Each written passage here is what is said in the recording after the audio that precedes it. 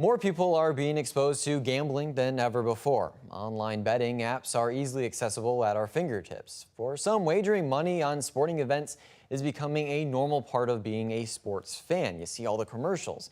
How is this impacting gambling addictions, though? ABC's Aaron Katersky sat down with the director of Gambling Disorders Clinic at Columbia University.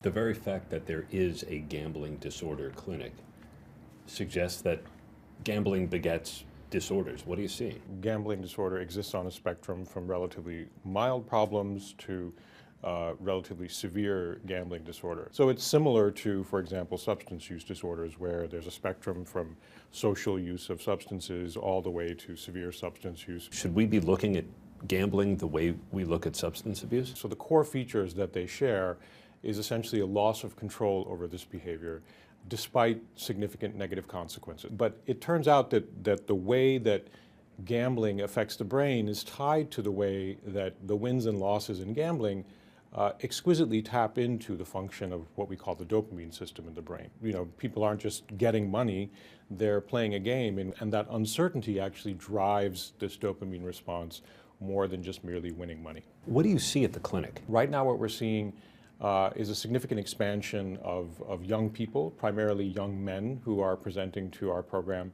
And this seems to be driven to a large extent by online sports betting. Legalized sports betting really only became a thing in recent years. Does that coincide with the appearance of people at your clinic? Yes, certainly. I mean, our clinic has historically primarily focused on what we call land-based betting, right? So people who went Grandpa at the poker table. Right, exactly, where they would go to off-track betting, or they would go to the casino, or they would do sports betting, but it would be with a bookie and it was illegal. So that itself actually contained the problem to an extent. But now the accessibility, the barriers are so low to start gambling that it's become a completely different problem.